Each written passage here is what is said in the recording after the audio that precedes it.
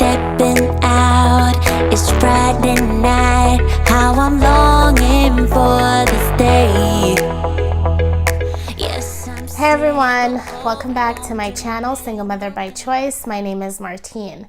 And today I'm going to share with you parts of my 2-week wait, sort of like what I went through during this particular 2-week wait, which was an unusual one for me. Like in the past, the first 2-week wait was very anxiety provoking, and I was overanalyzing like every single symptom and kind of like overthinking everything.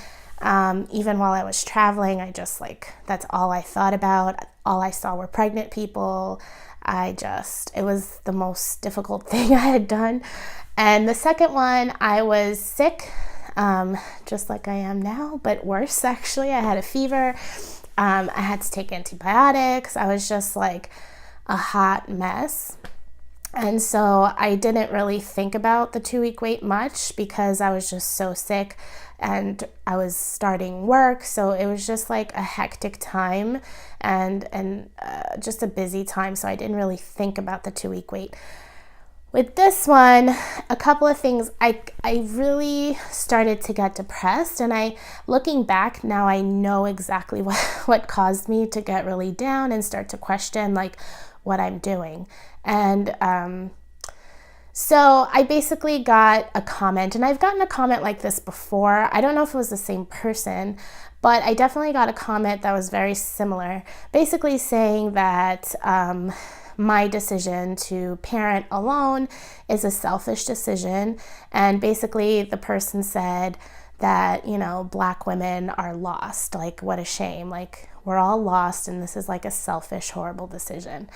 And at first I was like, whatever. I did respond because I do believe in responding to all comments. So I did ask the person, like, what do you mean by lost? And then they went on to say basically that people like me are what's wrong with the Black community, saying that, it's best for children to be raised in 2-parent homes and da-da-da-da-da, and although I'm financially like being responsible, but this is just basically wrong because a child's not going to understand the dynamics of a family, like a healthy family, and so on. And then I responded with, I grew up in a 2-family home for a good part of my life, my, formative years, and that was not healthy. It was actually healthier, and it got better when it was just, my mom and I in a healthier situation. And later I rebuilt a relationship with my dad, but like it was not sunshine and roses being in a 2-family home. So I did sort of defend that point. And then I kind of let it go, or I thought I did. But really it started to like plague me. I guess subconsciously, like it started to plague me. I started to doubt my decision. I started to think like, is this fair to a child? And the troll did its job. The troll won that day. Until I showed it to one of my friends, and because I hadn't shown it to anyone. I mean, it's a public comment. I'll link, or I'll put it down below, like our back and forth conversation, or I'll put it somewhere. I read it to my friend, and she immediately was like, what kind of racist bullshit is this? Like imposing your thoughts and beliefs on people, and then saying that Black women are lost, and like just completely sort of put things into perspective for me.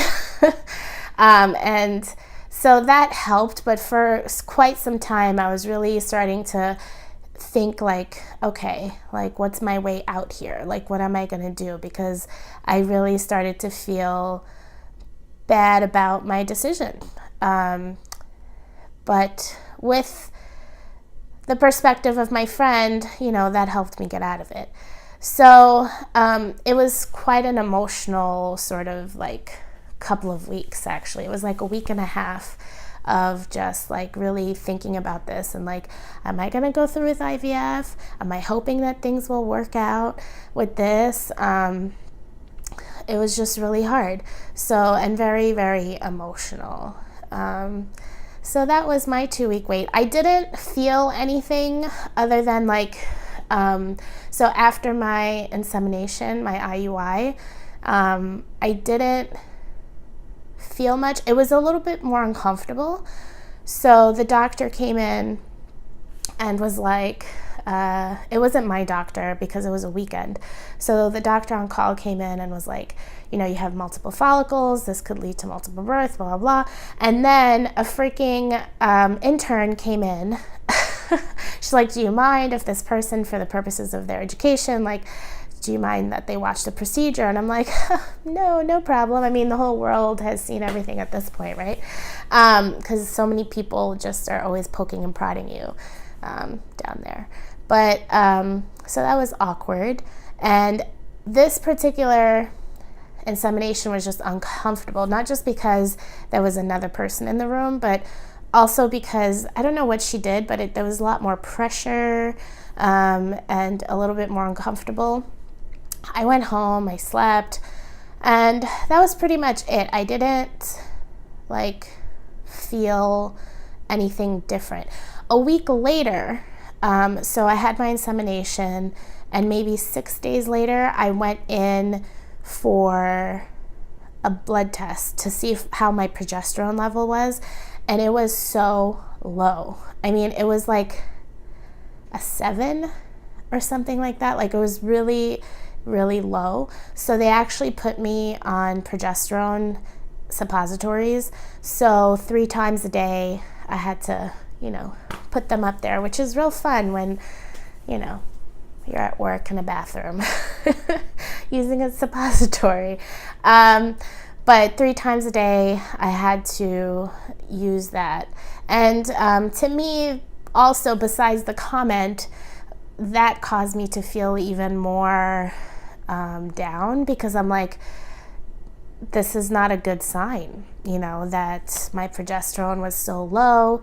Without a good level of progesterone, it could lead to like a miscarriage, or it could lead to like other things. So I just thought, you know, like, this is a total wash. So then that added to me feeling really down and like doubting everything. So not to mention, once I started the progesterone, and it like, my progesterone level started to rise over time, I started to feel like bloated. I started to feel just yucky, you know, just really, I felt like I gained weight, which I did. I weighed myself this morning, and it's not cute. I've gained like 8 pounds. That's not cute. So that's not going to help either, right? So yeah, so that was my 2-week wait. It was sort of a depressing, sort of, you know, emotional time where I was just doubting everything and not feeling my best. Well, on that positive note, I'm going to end the video here because, again, I have more to share, but I don't want to have like an hour-long video, so I'm going to continue this in another episode next week. I'm back on track again. So don't forget to like, comment, and subscribe. And don't forget to share your stories with me of, you know, success or just things that you've gone through. Have you felt what I felt? Have people in your life told you that this is just a horrible, selfish decision? How does that make you feel? Share your experiences. And I hope to hear from you soon. I'll see you next time. Bye, everyone. Stepping out, it's Friday night. How I'm longing for this day. Yes, I'm single, oh, we want to mingle, and my friends are